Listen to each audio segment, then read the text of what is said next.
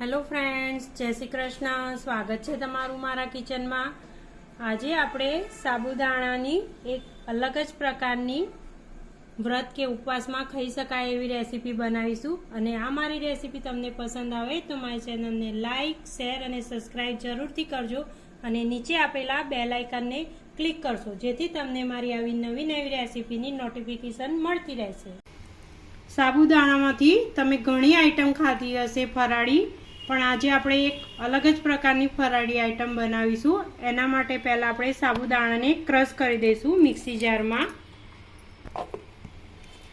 સાબુદાણાને આપણે આ રીતે પાવડર કરી દઈશું।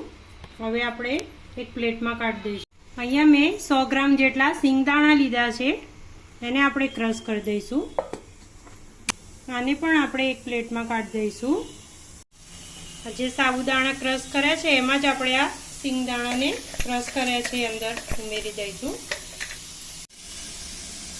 અહીંયા મેં 2 બટેકા બાફેલા લીધા છે, એની ઉપરથી છાલ કાઢી દીધી છે। અને આપણે છીણીની મદદથી અંદર છીણી દઈશું બટેકાને, જેથી બટેકાના લમ્સ ના રહે।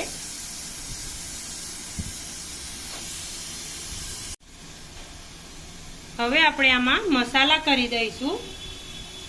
પહેલા આપણે ટેસ્ટ પ્રમાણે મીઠું ઉમેરીશું અંદર। અહીંયા મેં જીરાનો પાવડર લીધો છે, એ પણ અંદર ઉમેરીશું। થોડું લાલ મરચું ઉમેરીશું। લાલ મરચું હું ઓછું ઉમેરું છું। અહીંયા મેં લીલા મરચાં 4 થી 5 અને કટકો આદુનો લીધો છે, એને ક્રશ કરીને રાખ્યા છે, એને અંદર ઉમેરી દઈશું આપણે। અહીંયા આપણે થોડો આમચૂર પાવડર ઉમેરીશું। હવે આપણે આ બધા મસાલાને મિક્સ કરી દઈશું।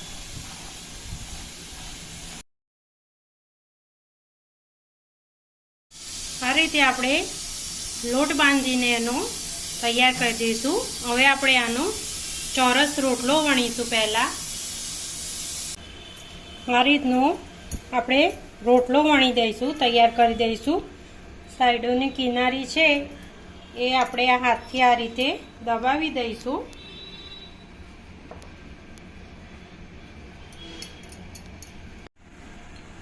હવે આપણે આને કટ કરી દઈશું। કટ તમારે જે રીતે કરવું હોય એ રીતે કરવાનું।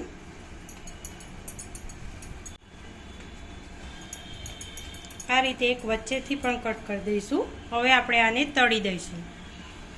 તેલ આપણું ગરમ થઈ ગયું છે, હવે આપણે આને તળી દઈશું।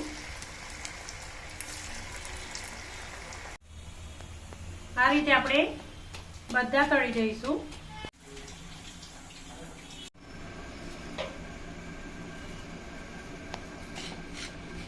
જો એકદમ ક્રિસ્પી ને સરસ બન્યું છે। સાબુદાણાની આ રીતે તમે નવી આઈટમ બનાવી શકો છો।